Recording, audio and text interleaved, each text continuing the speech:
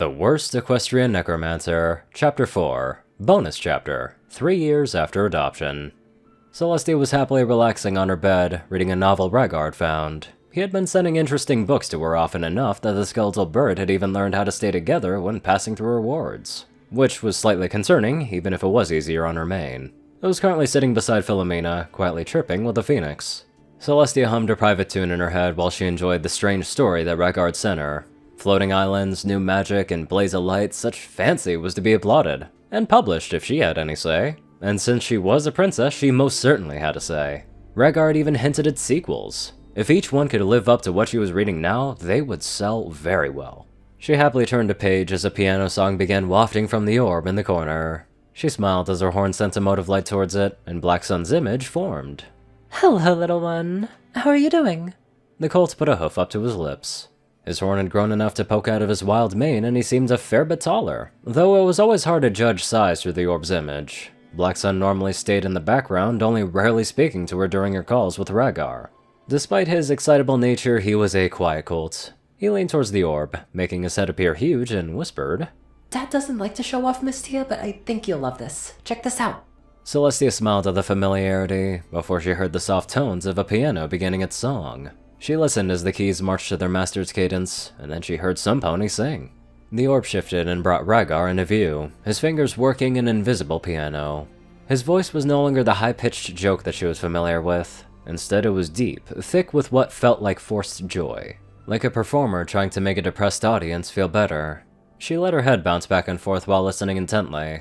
The song seemed to be about a bar, one that would be indistinguishable from any other bar in Equestria. But the song made the bar unique. She wanted to write it down, to commit the song to her memory, but it wasn't hers. It was Rhaegar's, and he wasn't choosing to share it. She closed her eyes and relaxed, simply letting the song wash over her. Different people, different ideals, all brought together by a ratty old bar and a piano. It seemed poetic, how every pony could gather in one place and be equals. They were lost and confused, but together through it all. As the last notes of the song faded away, she opened her eyes to see the necromancer leaning back and letting out a sigh. He said something, but it was lost in the shuffle of the orb being moved again. She heard Black Sun's whisper. Yeah, Dad does that every year. I don't know why, but the song's really pretty.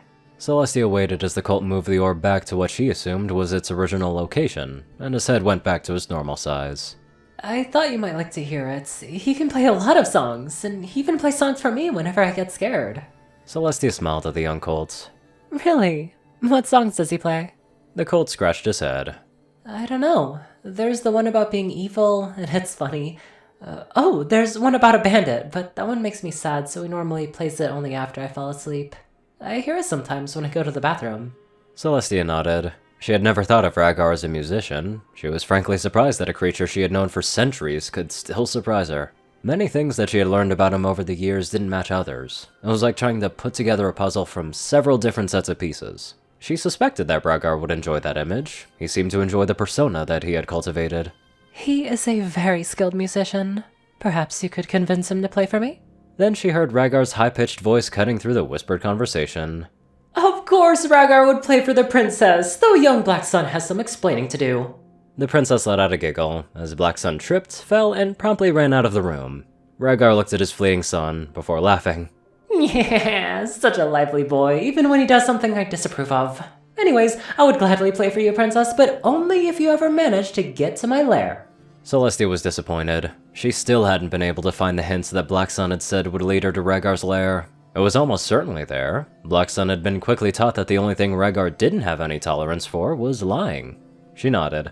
One day I shall make it to your lair, Rhaegar, and when I do, I expect a full concert. Rhaegar beamed. Of course, princess! After capturing the evilest necromancer, it only seems fair. Rhaegar shall begin selecting songs now. Also, the last group of heroes just left. That purple Pegasus was very fast. She beat almost half of the challenges on her own. Oh, Rhaegar has recorded the events. Would you like a copy of the crystal? Celestia's ears perked up at this. Though she'd known that he had recorded the first group, he hadn't mentioned doing so since then.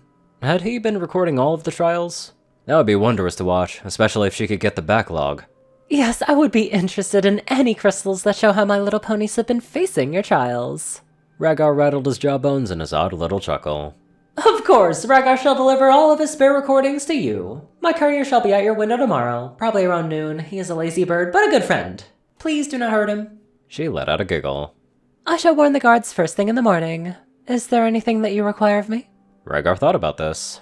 Yes, Rhaegar needs more books for Black Sun's schooling. Rhaegar tries to take him to town for socializing, but going to school every day has proven too difficult. Celestia nodded at this. The report that she'd received from an army of skeletons invading a school suddenly made a lot more sense. She'd have to handle that tomorrow. Of course. Also, the new Star Wars stories came out last week. I'll package them as well. Rhaegar's eyes literally lit up with a blood-red glow. Yes, Rhaegar will have his books! Oh, you are the best! Rhaegar shall send a nice crystal monitor with the viewing crystals. You can count the feathers on a wing with it. Celestia smiled. Rhaegar had an odd penchant for historical fiction, especially if it had magical adventures in it. Star Swirl traveling dimensions seemed to hold his undying love, pun intended. She looked at the clock, and her smile dropped. Oh, I apologize, Rhaegar, but I simply must be getting to bed. I hope to speak with you soon. Rhaegar nodded. Of course, Rhaegar should finish what he was doing anyway. This is the first time it was interrupted in centuries. Also, he must remind Black Sun of his bedtime. It was an hour ago! With that, the call ended, and Celestia put her book to the side. She had a lot on her plate tomorrow. She ended up getting very little of it done. Rhaegar's messenger, a giant skeletal pterodactyl, caused panic throughout Canterlot when it arrived. Though it was hard to be too mad at him for it, because it had been delivering gifts after all.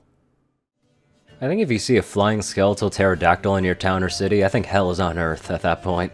Anywho, let's get on to our angels of donators. Top donators are 630, Peter Coulthard, J Tinman, Darkside, and Only One Thing. Rayden, Narwhals, Blackmoonheart, Pastel Skies, Austin Rollins, Crazy Killer 557, Stu Hex, Sword Ritter and Mordred, Omicron Lyre, Will, Chris, Twinkie, Hudzaza, Dospo, and many more amazing people. Thank you all so much for watching this video and live life to the fullest.